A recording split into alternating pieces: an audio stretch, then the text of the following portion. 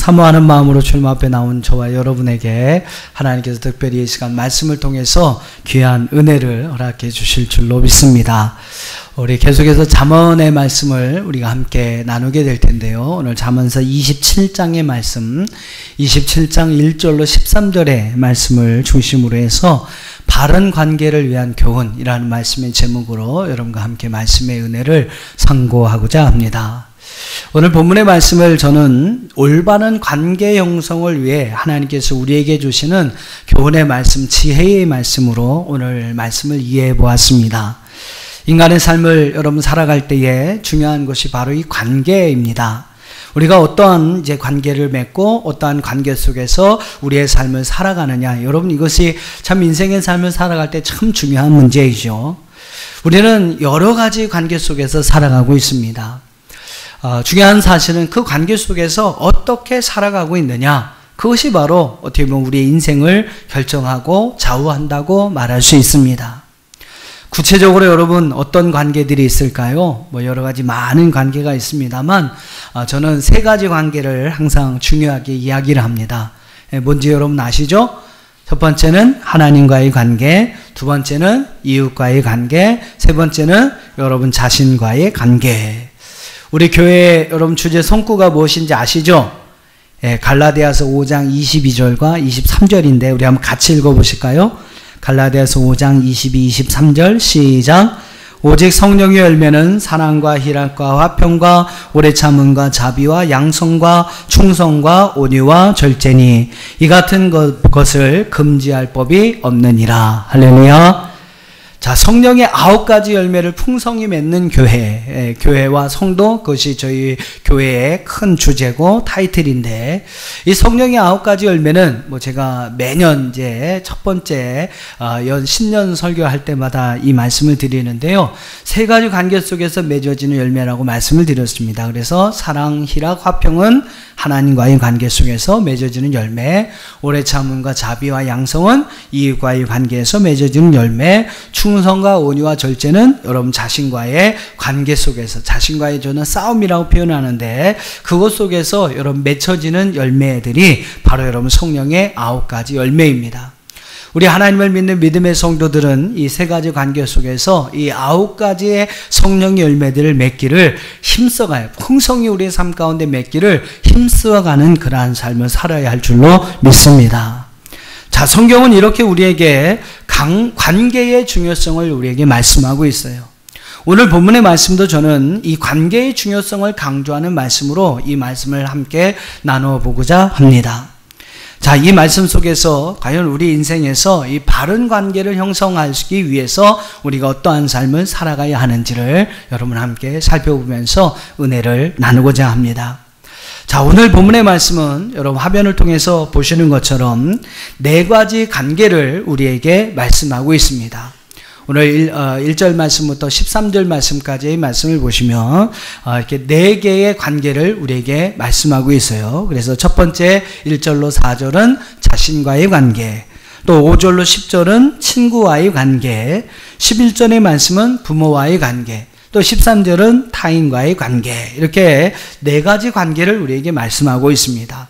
다 중요한 관계이죠. 어느 하나 소홀함이 있어서는 안 될 중요한 관계들입니다. 자, 이 네 가지 관계 속에서 우리는 어떤 삶을 살아야 바른 그런 삶을 살아갈 수 있을까? 행복한 삶을 살아갈 수 있을까? 여러분 오늘 말씀을 통해서 한번 그 답을 찾아보시기를 바랍니다. 자, 첫째로 1절로 4절 말씀을 보시면 자신과의 관계에 대해서 우리에게 이야기합니다. 우리는 우리 자신과의 관계 속에서 어떠한 삶을 살아가야 할까요? 1절을 여러분 한번 읽어보겠습니다. 잠언 27장 1절입니다. 시작.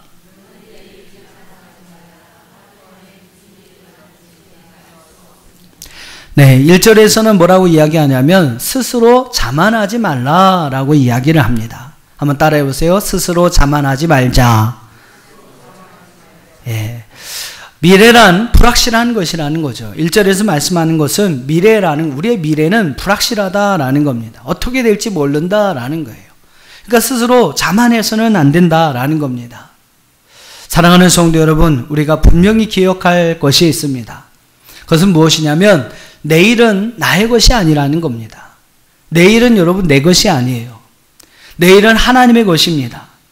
하나님께서 은혜로 우리에게 내일을 허락해 주시면 우리가 그 내일을 누리면서 살아가게 되는 것뿐이죠. 하나님께서 오늘 우리에게 내일을 주시지 않는다면 우리는 오늘 밤에라도 우리의 생명을 거두어 가시게 된다면 여러분 내일을 누리지 못하게 되는 것입니다. 내일은 나의 것이 우리의 것이 아니라는 거예요. 성경은 이런 의미에서 우리에게 이런 말씀을 주고 있습니다. 야고보서 4장 14절의 말씀을 보니까 내일 일을 너희가 알지 못하는도다. 너희의 생명이 무엇이뇨? 너희는 잠깐 보이다가 없어지는 안개니라. 우리는 잠깐 있다가 사라지는 안개라는 것이죠. 내일 일을 어떻게 될지 우리가 알지 못한다. 우리의 생명이 내일도 주어질지 안 주어질지는 하나님만 아시는 것입니다. 누가복음 12장 말씀에 보면 한 부자의 이야기가 나와요. 그가 농사 짓는 그 밭에 소출이 아주 풍성해집니다. 곡식을 쌓아놓는데 이제 쌓아놓을 곡식을 그 곡간이 부족한 거예요. 그것 때문에 부자가 염려합니다. 야, 이게 소출이 많은데 어떻게 곡간에다 다 쌓아놓을 수 있을까? 그러다가 그는 마음의 결정을 합니다. 지금 있는 각 곡간을 허물고 더 큰 곡간을 짓고 많은 곡식과 물건들을 그곳에 쌓아두자라고 결정을 합니다. 그리고 그는 스스로 그 마음에 그런 이야기를 해요. 야, 내가 여러 동안 쓸 수 있는 물건을 이렇게 많이 쌓아두었으니 이제는 평안히 쉬고 먹고 마시고 즐기자라고 이야기를 합니다. 근데 여러분 그 부자에게 하나님이 이런 말씀을 하세요. 누가복음 12장 20절 우리 한번 같이 읽어보겠습니다. 시작. 하나님은 이르시되 어리석은 자요 오늘 밤에 내 영혼을 도로 찾으리니 그러면 내 준비한 것이 누구의 것이 되겠느냐 하셨으니. 여러분 바로 이것이 우리의 인생이라는 겁니다. 아무리 수고해서 여러분 많은 것을 모아서 창고에 모아두고 야 이제는 여러 해 동안 이 곡식들이 있으니까 이제 편안히 쉬고 먹고 마시고 즐거워하자. 그러나 여러분 오늘 밤에라도 하나님께서 그 생명을 거두어 가신다면 우리가 이렇게 힘껏 준비한 것이 누구의 것이 되겠느냐라는 겁니다. 바로 여러분 이것이 우리의 인생이라는 거예요. 내일이라도 하나님이 나의 생명을 거두어 가신다면 아니 오늘이라도 하나님이 내 생명을 거두어 가신다면 하나님이 나의 재물을 거두어 가신다면 사용할 수 없는 것이 바로 여러분 우리의 인생이라는 것입니다. 내일은 나의 것이 아니기에 우리는 내일에 대해서 자랑하거나 장담할 수 없다는 것이죠. 내일 무슨 일이 일어날지, 여러분의 인생 가운데 내일 어떤 일이 일어날지, 여러분의 인생이 또 내일 어떻게 변할지 아무도 모른다라는 겁니다. 그러니 내일 일에 대해서 스스로 자만하지 말아라. 이것이 바로 여러분 1절 말씀의 교훈이에요. 우리는 내일 일에 대해서 장담하거나 자만해서는 안 됩니다. 다만 오늘 하루 우리에게 주어진 이 날에 최선을 다하는 삶을 살아가야 할 줄로 믿습니다. 내일은 하나님께 맡기는 거예요. 매일매일 내일의 주인이 되시는 하나님을 인정하고 그분을 높이는 삶을 살아가고 여러분 그분께 모든 걸 맡기고 우리는 살아가는 것뿐입니다. 한 치 앞도 내다볼 수 없는 우리 인생의 유한함을 여러분 기억하시면서 늘 하나님 앞에 겸허하게 하나님께 모든 걸 내어 맡기는 그러한 삶을 살아갈 수 있는 저와 여러분이 되기를 주의 이름으로 축원합니다. 우리가 흔히 하는 실수가 있습니다. 많은 사람들이 뭐라고 이야기하냐면 오늘 많은 부를 좀 모아놓고 축적해놓고 내일 가서 선행을 해야 되겠다라고 이야기를 해요.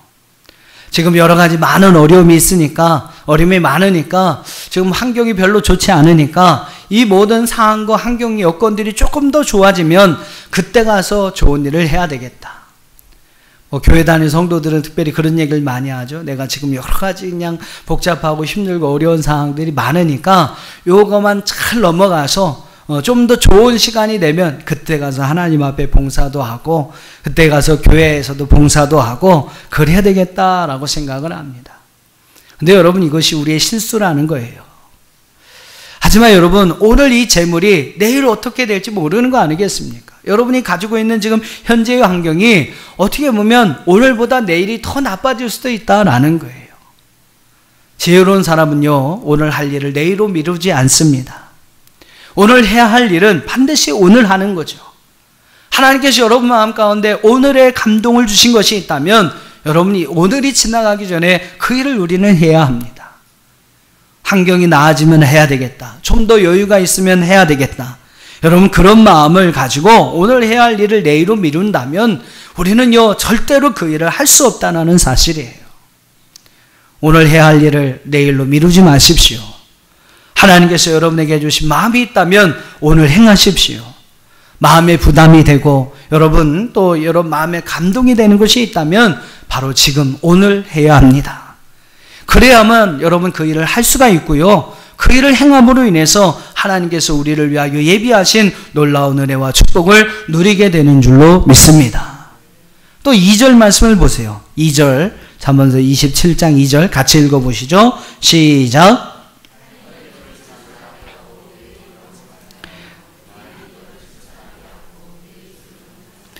자, 2절에서는 자신과의 관계 속에서 무엇을 하지 말라라고 이야기합니까? 내 입으로 내 자신을 칭찬하지 말라. 다른 말로 이야기하면 여러분 칭찬받는 삶을 우리가 살아가야 하는데 내 입으로가 아니라 다른 사람이 입을 통해서 나를 칭찬하게 해라 라는 이야기입니다. 타인에게 칭찬받는 삶을 살아라. 내 입으로 자화자찬하지 말고 다른 사람의 입에서 너에 대한 칭찬이 나올 수 있도록 해라 라는 말씀이 바로 여러분 2절의 말씀의 교훈입니다.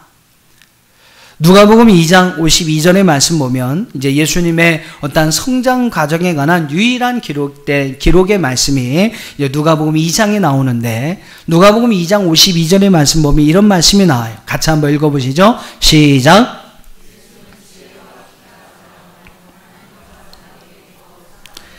예수님은 그 키와 몸이 자라가면서 지혜가 자라가면서 하나님과 사람에게 더욱 사랑스러워 가셨다라고 성경은 말씀하고 있습니다. 예수님은요 살아가는 과정을 통해서 그의 어떠한 삶을 통해 하나님께도 인정을 받고 또 사람에게도 사랑과 인정을 받는 그런 삶을 사셨다는 이야기죠. 며칠 전에 카톡에 어떤 한 집사님이 그런 이제 단체 그 카톡방에 있는데 거기에 한 집사님이 그런 글을 올리셨어요. 어떤 글이었냐면 이런 말입니다. 세상의 사람들의 10%는 성경을 보지만 나머지 90%는 성도들을 봅니다. 그러니까 여러분 참 공감이 가는 그런 이야기 아닙니까? 하나님을 믿지 않는 세상의 사람들 중에서도 몇몇의 사람들, 한 10분의 1이라는 거죠. 10%의 사람들은 성경을 본다는 거예요. 그리고 그 성경을 통해서 하나님을 알게 된다. 하지만 여러분 대부분의 사람들, 90% 이상의 사람들은요, 바로 우리의 모습, 우리 성도들의 모습을 본다라는 것이죠. 그리고 여러분 그 모습을 통해서 하나님을 알게 된다라는 말입니다. 그러니까 우리의 모습, 우리의 삶 자체가 여러분 전도지가 된다는 것이죠. 한번 따라해 보세요. 내 삶이 전도지다. 여러분의 삶 그 모습 그 자체가 여러분 예수를 증거하는 전도지라는 거예요. 우리의 삶의 모습 속에서 여러분 그들의 인정을 받지 못한다면, 그들의 여러분 사랑과 칭찬을 받지 못한다면 우린 절대로 그들을 향해서 하나님의 복음의 말씀을 전할 수 없다라는 것입니다. 이렇게 여러분 우리의 삶은요 사람에게도 칭찬받는 삶을 살아야 합니다. 사람에게 칭찬받는 것, 또 그 이상으로 더 중요한 것이 있겠죠. 그것은 바로 하나님의 인정과 칭찬을 받는 삶을 살아가는 것입니다. 독일의 정치가, 믿음이 좋은 그 정치가 비스마르크가 그 아들에게 이런 편지를 보냅니다. 그 편지의 내용은 다음과 같아요. 제가 한번 읽어드려 보겠습니다. 내가 오늘 한 일에 대해서 내일 다른 사람들의 여론을 들어보면 태반 잘못되었다. 그러니 남의 칭찬을 받는다고 해서 너는 기뻐하지 말아라. 또 남의 비난을 받는다고 하여도 실망하지 말아라. 본디 인간은 이러나 저러나 간에 다 만족시킬 수 없는 것이다. 또 후세에 너의 이름을 남기겠다는, 자신의 이름을 남기겠다는 사람도 있으나 그것은 지극히 어리석은 생각이다. 지금 나와 함께 있는 사람들도 내 마음을 알아주기 어려운데 어찌 100년 후나 1000년 후의 사람들이 너의 마음을 알아주기를 바라느냐. 그러므로 너는 다만 하나님만이 내 마음을 알아줄 것이라고 믿고 너의 너무 세상의 칭찬에 관심을 두지 말아라. 오직 하나님으로부터만 칭찬받도록 힘써라 라고 이야기를 합니다. 이것이 여러분 비스마르크가 그 아들을 향해 보낸 편지의 내용이에요. 우리의 여러분 진정한 칭찬은 하나님께 있음을 믿으시기를 바랍니다. 하나님께서 해주시는 칭찬이야말로 진정한 칭찬이요 최상의 칭찬이라는 것이죠. 그러므로 우리는 자기를 자랑하고 스스로를 칭찬하려는 그러한 마음을 버리고 하나님의 뜻을 겸허히 받아들이고 예수님의 십자가만을 자랑하는 그런 삶을 살아가야 할 줄로 믿습니다. 정말 여러분 안에 여러분 자신을 죽고 늘 내 안에 살아계셔서 역사하시는 예수님만을 드러내는 그러한 삶. 그래야 언젠가 우리가 주님 앞에 서는 날에 잘하였도다 착하고 충성된 종아, 오늘 주님 앞에 이러한 칭찬을 받는 저와 여러분이 될 수 있기를 주님의 이름으로 축원합니다. 자, 이렇게 자신과의 관계 속에서 내일 일을 자랑하지 말 것과 또 내 입으로는 칭찬하지 말아라 라는 그러한 말씀과 함께, 그리고 이어지는 3절과 4절 말씀에서는 한 가지를 더 이야기하고 있습니다. 그것은 바로 3절과 4절에서 이야기하는 것은 무엇이냐면 바로 분노와 질투를 하지 말아라 라는 겁니다. 분노하지 말아라, 질투하지 말아라.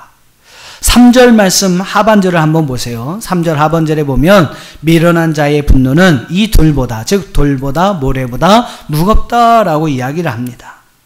그 다음에 4절의 말씀 보면 분은 잔인하고 노는 창수 같거니와 투기 앞에서 누가 서리오라고 이야기를 합니다. 분노하는 자는 잔인하고 창수, 즉 홍수가 이렇게 일어났을 때 범람하는 물과 같다라는 것이죠. 저 질투는 또 무엇이냐면 사람들과의 관계를 힘들고 어렵게 만드는 것이 바로 질투라는 거예요.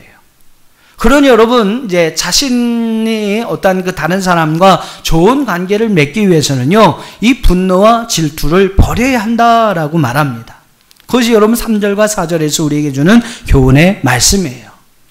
자, 정리해보면 자신과의 관계를 위해 우리는 세 가지를 주의해서 살아야 하는데, 첫째는 뭐라고 그랬습니까? 예, 화면에 이제 보여드릴 거예요. 첫째는 스스로 자만하지 말아라. 내일 일이 어떻게 될지 모르니까 스스로 자만하지 말아라. 두 번째 뭐라고 그랬어요? 사람의 칭찬, 하나님의 인정을 받기 위해서 노력하여라. 스스로 내 입으로 내 자신을 칭찬해서는 안 된다는 겁니다. 사람의 칭찬, 하나님의 칭찬을 받기 위해서 힘써라 라는 것이죠. 세 번째는 뭡니까? 분노와 질투는 모든 것을 쓸어버리고 사람들의 관계를 힘들게 만드는 것이니까 쓸어버려라 라고 이야기를 합니다. 이것이 여러분 자신과의 관계에서 우리가 가져야 할 교훈의 말씀이고요. 자, 이어지는 말씀 5절로 10절 말씀을 보시면 이제 두 번째로 친구와의 바른 관계 형성을 위해서 해야 할 일을 우리에게 말씀하고 있습니다. 5절로 10절은 바로 친구와의 관계에서 우리가 어떠한 삶을 살아가야 하느냐. 5절을 한번 읽어보실까요? 5절 말씀입니다. 시작. 네, 오늘 이 말씀을 원문 그대로 제가 직역해서 이를 읽어보면 공개적인 꾸짖음은 숨어서 하는 사랑보다 낫다라는 말입니다. 공개적인 꾸짖음이란 말은 솔직한 말로 친구의 잘못을 직접 지적하고 책망하는 것을 이야기합니다. 한편 여러분, 숨어서 하는 사랑은 문맥상으로 어떤 것을 의미하냐면 그 어떤 친구가 잘못하는 것이 있음에도 불구하고 그것을 꾸짖지 아니하고 숨겨주는 것을 이야기합니다.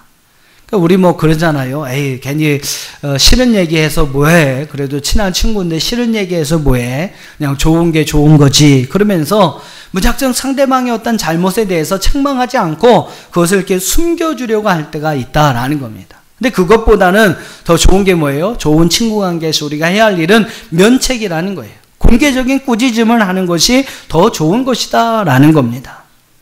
특히 여러분, 그가 친한 친구일수록 공개적으로 그를 꾸짖는 것이 낫지 무작정 그의 잘못을 숨겨주는 것은 옳지 못하다라는 겁니다. 그렇게 하면 오히려 상대방을 더 큰 올무에 빠뜨릴 수 있다라는 것이죠. 면책, 공개적인 꾸짖음, 그것을 할 때에는 분명히 여러분 따라와야 할 것이 있어요. 그것이 무엇이냐면 바로 6절의 내용입니다. 우리가 이 면책을 하기 위해서 함께 따라야 할 중요한 내용인데 6절이에요. 6절을 읽어보시죠. 시작.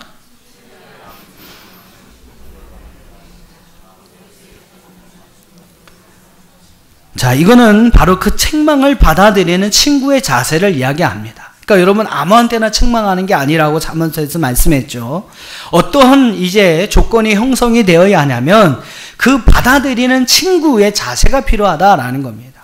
그러니까 어떻게 그 책망을 받아들여야 합니까? 책망을 받아들이는 친구는 그 책망을, 그 면책을 어떤 마음으로 받아들여야 돼요? 비록 그 친구가, 그 충고가 마음을 아프게 해요. 그 사람에게 상처가 될 수도 있습니다. 하지만 그 친구의 아픈 책망이 충직으로 말미암는 것이다. 즉 그 친구가 나를 진정으로 위해서 하는 것이다. 나를 사랑하는 마음에서 해주는 것이다. 라는 이해가 전제되어야 한다라는 것입니다. 면책을 하기 위해서는 두 가지 조건이 성립이 되어야 합니다. 면책을 하는 친구는 정말로 그 친구를 위한 충직의 마음을 가지고 해야 해요. 그리고 그 면책을 받아들이는 친구는 그 친구의 아픈 책망이 바로 자신을 위한 사랑하는 그 친구의 사랑의 표현이라는 사실을 분명히 이해해야 한다는 겁니다. 이 두 가지 여러분 조건이 성립이 될 때에 숨은 사랑보다 면책이 낫다라고 말할 수 있는 것이죠. 또 7절로 9절 말씀을 한번 봐보세요. 7절로 9절 말씀도 역시 바로 이러한 친구의 권고, 친구의 어떤 면책에 관해 말씀하는 내용이고요. 10절을 한번 보겠습니다. 10절 같이 읽어보시죠. 시작. 내 친구와 내 아비의 친구는 버리지 말며 내 환난 날에 형제의 집에 들어가지 말지어다. 가까운 이웃이 먼 형제보다 나으니라. 어떻게 보면 이 말씀 조금 모순된 말씀이기도 해요. 아니 어떻게 가까운 이웃이 먼 형제보다 낫겠습니까? 그래도 여러분 뭐 가족이 낳은 거고 형제가 낳은 것이 아닐까요? 그러나 뭐 여러분 이 본절의 핵심은 10절의 핵심은 뭐냐면 어려운 일이 있을 때 이웃에 가까운 친구가 오히려 멀리 떨어져 사는 가족보다 더욱 긴밀한 도움이 될 수 있다라는 겁니다. 그러니까 여러분 이웃과의 관계, 친구와의 관계를 좀 더 돈독히 하라는 그러한 교훈의 말씀으로 우리가 10절의 말씀을 받아들여야 합니다. 한마디로 친구 관계가 중요하다는 거예요. 가족 관계만큼 중요한 것이 또 친구 관계다라는 이야기입니다. 즉 5절 말씀부터 여러분 10절까지의 말씀, 특별히 친구 관계에서의 바른 관계 형성에 대해서 정리를 해보면 면책에 대해서 특별히 말씀하고 있어요. 친구의 잘못을 숨겨주지 말고 공개적으로 그를 책망하라. 그리고 그 책망을 받아들이는 친구는 좀 마음이 아프겠지만 그 친구가 자신을 위해서 사랑하는 마음으로 충직으로 그 모든 것을 행한 것임을 알고 그 친구가 비록 입에 쓰고 친구에게 버림받은 것 같은 느낌이 들 수 있지만 친구의 충성된 권고가 오히려 그것에 대해서 즐거운 마음으로 받아들이는 것이 필요하다. 이런 여러분 관계가 이루어졌을 때 면책을 하고 또 그 면책을 좋은 마음으로 받아들이는 그런 관계가 이루어졌을 때 좋은 친구 관계가 형성이 되고 그 친구 관계는요 무엇보다 나요? 각각 멀리 있는 가족보다 형제보다도 더 나은 그러한 관계가 될 수 있다라고 이야기를 하고 있습니다. 여러분에게 그런 친구가 있습니까? 여러분을 사랑해서 정말로 충직으로 여러분을 위해서 면책을 해줄 수 있는 그러한 충고를 해줄 수 있는 친구가 있습니까? 그런 친구가 있다면 그분은 참 행복한 분이에요. 여러분에게 부탁드리고 싶은 것은 여러분 정말로 그러한 마음으로 혹시라도 여러분 친구들에게 그렇게 면책을 해줄 수 있는 충고해 줄 수 있는 정말로 사랑하는 마음을 가지고 충직한 그러한 마음을 가지고 여러분 사랑하는 친구를 향하여 면책을 해줄 수 있는 여러분이 될 수 있기를 주님의 이름으로 축원합니다. 좋은 친구 관계는 꼭 필요해요. 한날날에 나의 큰 도움이 될 수 있는 좋은 친구를 많이 둘 수 있는 또한 여러분도 누군가의 좋은 친구가 되어줄 수 있는 저와 여러분이 될 수 있기를 주님의 이름으로 축원합니다. 세 번째로 11절의 말씀을 한번 봐보세요. 11절 말씀에서는 부모와의 관계를 우리에게 말씀하고 있습니다.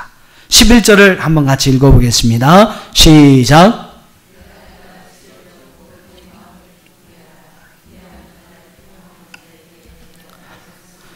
예, 부모와의 관계는 뭐 여러분 제가 굳이 말씀을 안 드려도 어떻게 하는 것이 부모와의 바른 관계를 형성하는 것인지 아마 잘 아실 겁니다.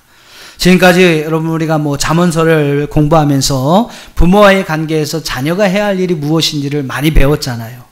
잠언서 10장 1절을 보니까 이런 말씀이 나옵니다. 솔로몬의 잠언이라 지혜로운 아들은 아비를 기쁘게 하거니와 미련한 아들은 어미의 근심이니라. 또 잠언서 23장 25절에 보니까 내 부모를 즐겁게 하며 너를 낳은 어미를 기쁘게 하라. 자, 부모와 자녀가의 관계에서 자녀가 해야 할 일은 무엇입니까? 간단하죠. 부모의 마음을 기쁘게 하는 것입니다. 그것이 여러분 부모와의 관계에서 바른 관계를 형성하는 방법이 유일한 방법이라는 거예요.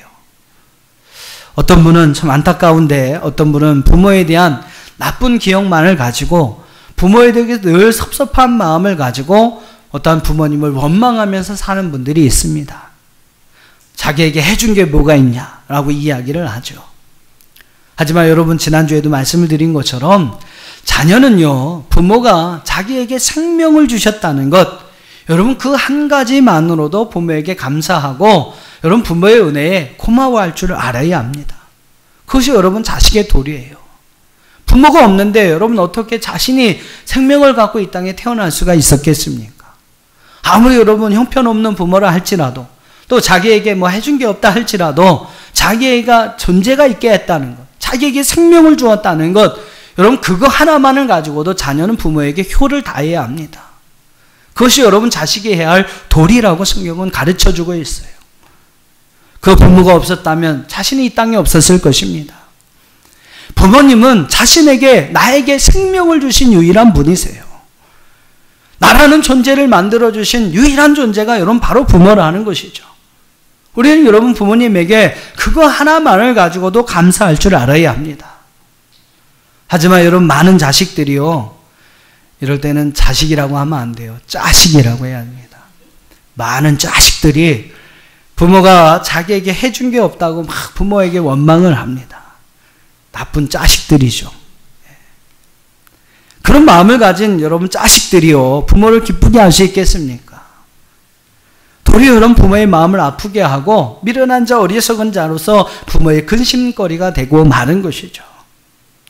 우리는 어떠한 경우라도 여러분 부모에게 효하는 자녀가 되어야 할 줄로 믿습니다. 부모에게 효하는 자녀, 여러분 부모를 기쁘시게 하는 자녀가 되시기를 주의 이름으로 축원합니다. 그러니까 여러분 어떠한 경우라도 부모에게 효하는 자녀가 되세요. 그래야 할 분명한 이유가 있습니다. 바로 여러분의 그 모습을 또 여러분의 자녀들이 보고 배우기 때문이죠. 어떠한 자녀가 여러분 부모에게 효를 할까요? 그 부모로부터 효하는 모습을 보고 배운 자녀가요 자기 부모에게도 효를 할 줄 안다라는 겁니다. 참 중요한 말이죠. 보고 배운 대로 하는 겁니다.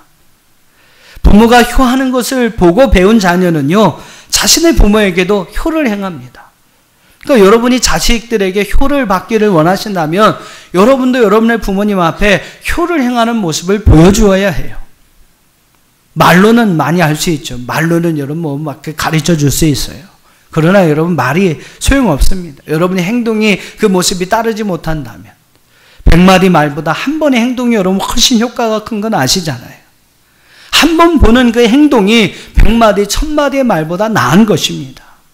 그러니까 여러분 부모가 그의 부모에게 효하는 모습을 보고 자란 자녀는요 반드시 그 부모에게 효를 행합니다. 말하지 않아도 보고 배운 게 있기 때문에 자기 부모에게 그렇게 할 수밖에 없는 거예요. 한번 따라해 보세요. 부모는 자녀의 거울이다. 다시 한번 부모는 자녀의 거울이다. 지금 여러분의 그 모습이 미래의 자녀의 모습이라는 것을 꼭 기억하며 살아가시기를 바랍니다. 여러분의 지금 그 모습이요 미래의 여러분 자녀의 모습이라는 거예요. 자녀에게 여러분 효를 받기를 원하신다면 지금 여러분이 그 자녀에게 효하는 모습을 그러한 본을 보여주어야 합니다. 부모를 기쁘게 하는 자녀가 되어보십시오. 그러면 여러분의 자녀들은 분명히 여러분에게 여러분을 기쁘게 하는 그러한 자녀가 될 줄로 믿습니다. 자녀는요 부모를 기쁘게 해드려야 합니다. 그러면 자신도 잘 되는 복을 받게 되어 있어요.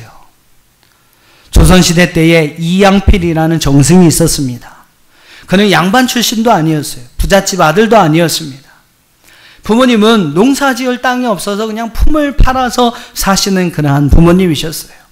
집이 너무 가난하여서 서당에 다닐 수가 없었던 그분은요 그냥 혼자 책을 보면서 공부를 했다고 합니다.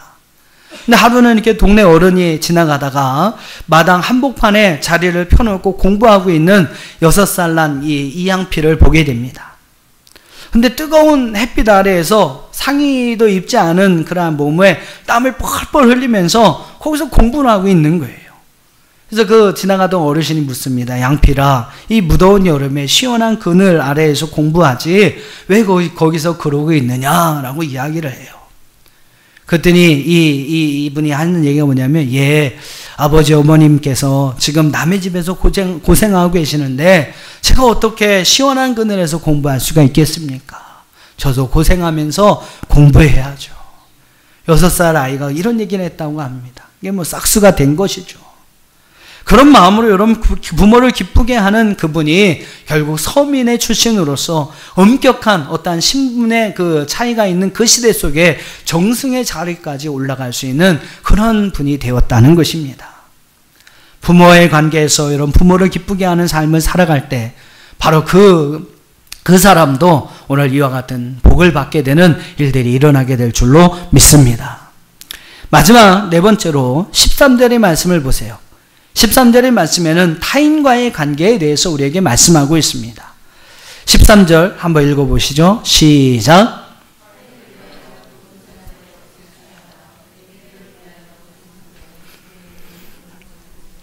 네, 13절은 특별히 타인과의 관계에서 보증 서는 것에 대해서 말씀을 하고 있습니다. 보증 서는 것.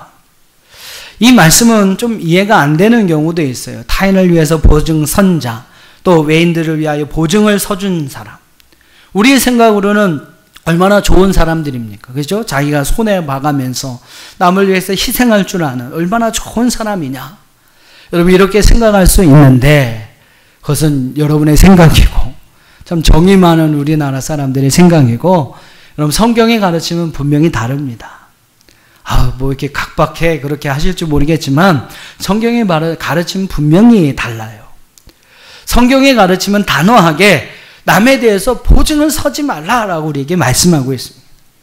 잠언에 나와 있는 말씀만도 여러분 한번 찾아보면 잠언 6장 1절과 2절 내 아들아 내가 만일 이웃을 위하여 담보하며 타인을 위하여 보증하였으면 내 입의 말로 내가 얽혔으며 내 입의 말로 인하여 잡히게 될 것이다. 11장 15절 타인을 위하여 보증이 되는 자는 손해를 당하여도 보증이 되기를 싫어하는 자는 평안하니라. 17장 18절 지혜 없는 자는 남의 손을 잡고 그의 이웃 앞에서 보증이 되느니라. 22장 26절 너는 사람과 더불어 손을 잡지 말며 남의 빚에 보증을 서지 말라. 만일 갚을 것이 내게 없으면 내 둔 칩상도 빼앗길 것이니 내가 어찌 그리하겠느냐. 어느 경제 잡지에 게재되었던 그런 글이라고 합니다. 어떤 한 청년이 있었는데 자기는 이제 직장 생활을 할 타입이 아니다. 그러면서 이제 큰 사업을 해서 돈을 많이 벌어야 되겠다라는 그런 마음을 가지고 큰 점포를 하나 냅니다. 뭐 이 사업 저 사업을 이렇게 하면서 이제 하게 되는데 하는 일마다 어려움을 당하게 돼요. 그래서 조금씩 재산을 까먹습니다. 그러다 결정적으로 IMF라는 펀치를 맞고 정신을 못 차리고 부모님의 재산까지 다 끌어다가 사업을 했는데 다 까먹어버리고 말았던 거예요. 그에게 삼촌이 한 분 있었는데 하루는 이 조카가 그 삼촌을 찾아가서 좋은 아이템, 이런 아이템이 있으니까 한 번만 도와달라고.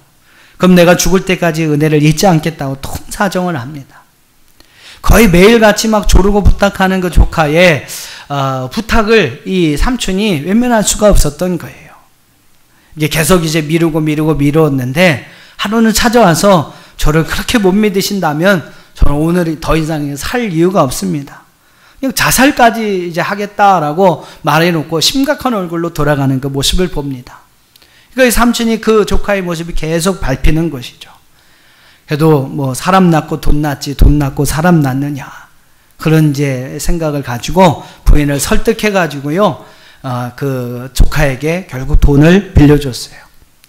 뭐 자기도 넉넉하지 않지만 여러 가지 이제 보증을 서서 담보 대출을 통해서 수억이 되는 그러한 돈을 그 조카에게 빌려줬습니다. 잘한 겁니까? 이후에 여러분 어떻게 되었을까요? 몇 달은 이자를 이렇게 잘 내주더랍니다. 근데 몇 달 후가 지났는데 이자가 연체되었다는 그런 소식이 어제 그 삼촌에게 온 거예요.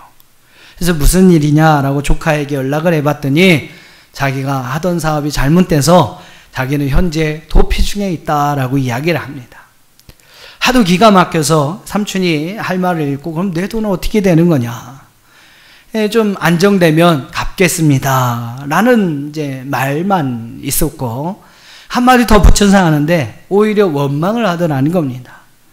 삼촌이 왜 나 같은 사람을 믿고 그렇게 돈을 빌려줬냐는 거예요. 나 같은 사람을 믿고 돈을 빌려줬냐. 삼촌이 그 보증만 서지 않고 돈을 빌려주지 않았다면 내가 이렇게 더 이상 망하지 않았을 텐데. 오히려 좋은 마음으로 돈을 빌려줬던 그 삼촌을 원망하더라는 겁니다. 자기가 지금 이렇게 도망자가 됐고 신세에 쫓기는 신세가 된 것은 삼촌 때문이라고 하면 전화를 끊어버리더라는 거예요. 그 다음은 여러분이 한번 어떤 일이 일어났을까 상상을 해보십시오. 은혜를 원수로 갚는 일은 여러분 세상을 살다 보면요 가지가지로 아주 그냥 보기도 듣기도 하는 경우들이 많이 있습니다. 어떻게 보면 한 번 여러분 보증 안 서주고요 한 번 원망되는 게 어떻게 보면 그 더 나쁜 그 상황까지 가지 않을 수 있는 방법이 된다는 것이죠. 여러분 그 보증 때문에 형제 자매 간에도 사이가 벌어지고 인연을 끊는 경우들이 얼마나 많습니까? 어릴 적부터 옆에 없으면 살지 못할 것 같았던 그러한 친구, 아주 절친했던 그 친구의 부탁으로 보증 서줬다가 집도 날리고 이혼도 당하고 친구까지 잃어버려서 패가망신한 사람들 어렵지 않게 우리는 찾아볼 수가 있습니다. 이러한 이유들이 여러분 있으니까 성경은 꼭 받아야 할 돈이라면 절대로 여러분 빌려주거나 보증 서서는 안 된다는 거예요. 진짜 도와주고 싶으면 어떻게 도와줍니까? 안 받아도 되는 선에서 빌려주라는 거예요. 안 받아도 되는 선에서 빌려주고 그냥 안 받을 거 생각하면서 살라는 거죠. 그러다 갚으면 꽁돈 생긴 거죠. 괜히 여러분 안 좋은 경우가 생겨서 자신도 피해가 되고 또 그 사람과의 관계도 지킬 수 없는 것보다는 여러분 그 관계를 지켜가는 것이 필요하기 때문에 보증에 관해서 성경은 이러한 교훈을 우리에게 주고 있는 것입니다. 13절은 조금 다른 내용이죠. 13절의 말씀을 제가 현대인 성경으로 한번 읽어드려 보겠습니다. 오늘 본문의 13절을 현대인의 성경으로 보면 낯선 사람의 보증을 서는 자에게는 이제 다른 사람의 보증을 서주는 거예요. 서주는 그 사람에게는 그의 옷을 담보로 잡아주고 또 외국인의 보증을 서주는 자에게는 그의 몸을 담보로 잡아라. 자, 이 말은 무엇이냐면 이 말씀은 낯선 사람이나 외국인 전혀 알지 못하는 사람에 대해서 여러분이 아는 사람이 그 사람의 보증 그런 사람의 보증을 서줬다고 이제 나서는 경우에 어떻게 해야 된다는 거예요? 그의 옷이나 그의 몸을 담보로 잡아주라는 거예요. 이것은 여러분 바로 그 보증을 서서 나중에 잘못되는 경우가 있을 수 있으니까 그 사람을 보증을 서주는 그 사람을 지켜주고 보호하여 주라는 그러한 권고의 말씀이기도 합니다.